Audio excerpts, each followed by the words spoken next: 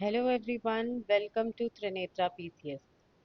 आज का जो हमारा वीडियो है वो कोई एजुकेशनल वीडियो नहीं है, कोई कंटेंट रिलेटेड वीडियो नहीं है। आज हम सिर्फ बात करेंगे क्योंकि अब एग्ज़ाम में सिर्फ और सिर्फ 2 हफ्ते बाकी रह गए हैं एंड मोर और लेस हम सब एक कंफ्यूज्ड स्टेट में हैं। क्या करना चाहिए, क्या नहीं करना चाहिए।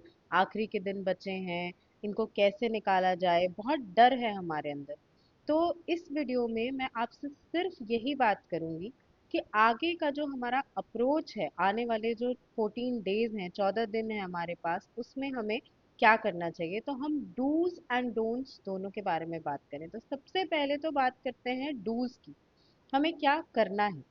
तो मोस्ट इम्पॉर्टेंटली हमें किस चीज़ पे फोकस करना है, तो हमें उन टॉपिक्स पे फोकस करना है जो बार बार पूछे जाते हैं, रिपीटेड टॉपिक्स। यानी आपको जो आपके PYQs हैं उनको आपको बिल्कुल राम बाण की तरह यूज करना है कि इनको आप छोड़ ही नहीं सकते हैं, चाहे कुछ भी हो जाए। हर दिन आपको एक एक सब्जेक्ट का PYQ उठाना है और उसको सॉल्व करना है, क्योंकि ये प्रूवन है कि हर साल कम से कम 15 से 20% क्वेश्चन जो होते हैं वो रिपीटेड होते हैं।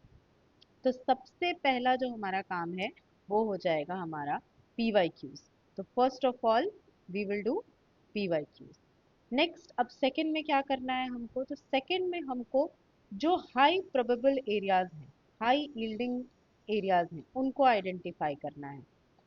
तो अभी तक तो सबने आइडेंटिफाई कर ही लिया होगा कि हाई यील्डिंग एरियाज कौन कौन से हैं। तो सबसे पहला हमारा हिस्ट्री का एरिया होता है, एंशियंट मेडिवल, खास करके मॉडर्न, खास करके जो 19 या आप मान लीजिए 1885 से लेकर के 1947 तक का टाइम है। एक एक डेट, एक एक इवेंट आपको बिल्कुल रटा हुआ होना चाहिए। उसके बाद हिस्ट्री के बाद हम आ जाते हैं कि हमारा और क्या इम्पोर्टेंट है, तो साइंस एंड टेक। इसके लिए भी आप अपने प्रीवियस ईयर क्वेश्चन जो हैं उनको आप बेस मान के चलिए, यहीं से आपके मैक्सिमम क्वेश्चन सॉल्व हो जाएंगे। उसके बाद आपका current.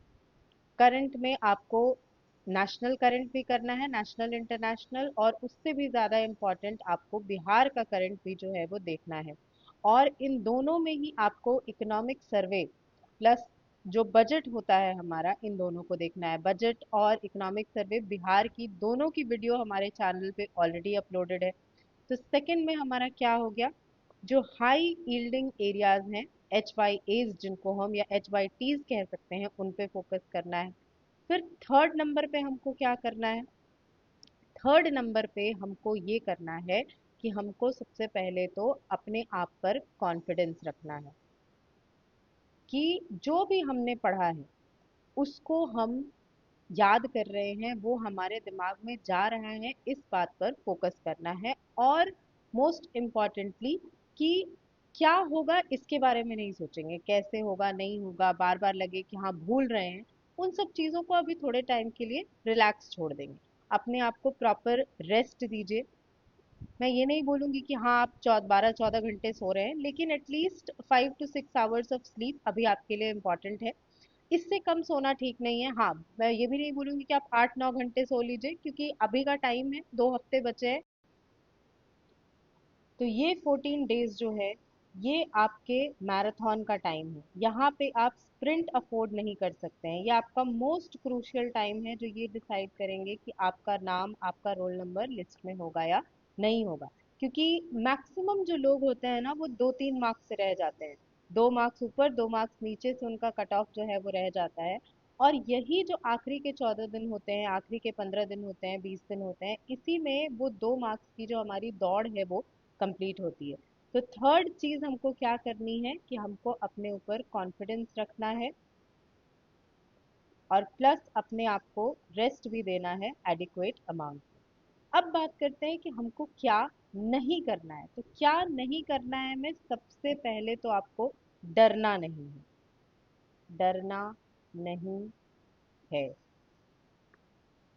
Most important, very very important. क्योंकि जैसे ही ये डर हमारे अंदर आ गया ना, मतलब आप समझ लीजिए कि खेल वही खत्म है। आपको कोई भी इस डर से बाहर नहीं निकाल पाएगा। आप माउंटेन ड्यू पी करके ये नहीं कह सकते हैं कि हाँ डर के आगे जीत है। आपको खुद पर कॉन्फिडेंस रखकर ही जो भी चीजें, बस ये दिमाग में रखना है कि नहीं, जो भी मैंने पढ़ा है, जो भी हम पढ़ रहे हैं वो मेरे दिमाग में है, उसी से क्वेश्चन आएगा।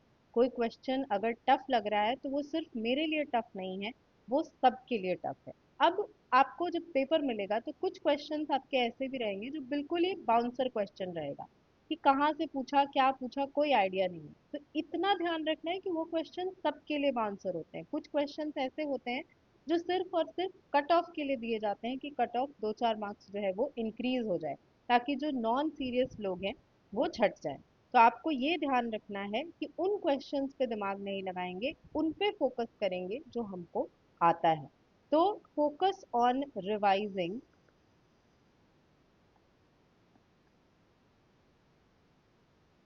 What we have done.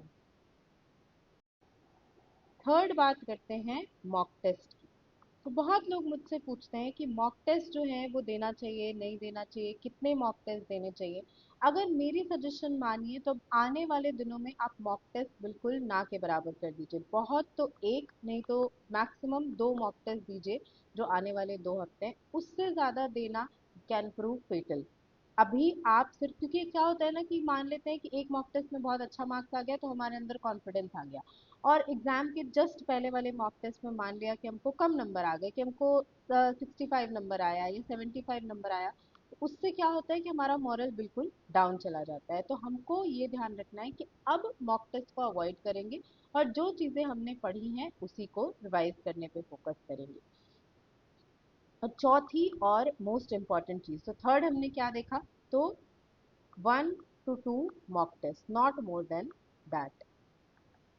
और फोर्थ और most important, no new sources.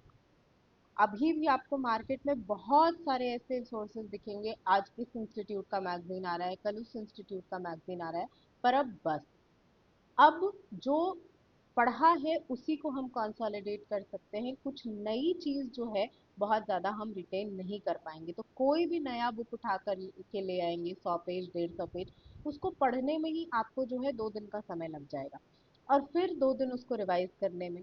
तो वो 4 दिन आपके कितने मार्क्स जो है वो आपको पीछे ले जा सकते हैं, इसका आपको आइडिया भी नहीं है। तो fourth and the most important thing is not to do is no new material. Current affairs हो, आपका स्टैटिक पोर्शन हो, किसी चीज के लिए भी आपको नए मटेरियल की जरूरत नहीं है। जो भी है, जैसा भी है, पहले से पढ़ा हुआ है और उसी पे हमको फोकस करना है। हम दोबारा से एक बार देख लेते हैं क्या करना है। पीवाई क्यूज को बार बार प्रैक्टिस करना है। हाई यील्डिंग एरियाज से कौन कौन से हैं हाई यील्डिंग एरियाज, तो हमारा हिस्ट्री है, साइंस एंड टेक है, बिहार स्पेशल है और करंट अफेयर्स है। ये 4 एरियाज, और प्लस आपका मैथ्स जो आपके 10 क्वेश्चन होते हैं। तो इससे लगभग लगभग आपके 90 to 100 क्वेश्चन पूछे जाते हैं। उसके बाद कॉन्फिडेंस अपना बनाए रखना है और प्रॉपर रेस्ट लेना है आपको इन नेक्स्ट 2 वीक्स में। डरना नहीं है, वेरी वेरी इंपॉर्टेंट। अगर डर गए मतलब खेल वहीं खत्म है। जो किया है उसी को रिवाइज करने पे फोकस करना है। कोई नया मटेरियल जो है उसको मार्केट से खरीद करके नहीं लाना है। और बहुत ज़्यादा मॉक टेस्ट को अवॉइड करना है। बहुत तो बहुत हम एक या मैक्सिमम 2 मॉक टेस्ट दे सकते हैं आने वाले दिनों में, उससे ज़्यादा आपको करने की ज़रूरत नहीं है। So that's it for this video. अगर आपको वीडियो अच्छा लगा हो तो आप चैनल को सब्सक्राइब करिए, और हमारे प्लेलिस्ट में आपको जा करके बिहार बजट, बिहार की most important schemes, Bihar economic survey, इन सब से रिलेटेड वीडियोस जो हैं वो मिल जाएंगे। Thank you.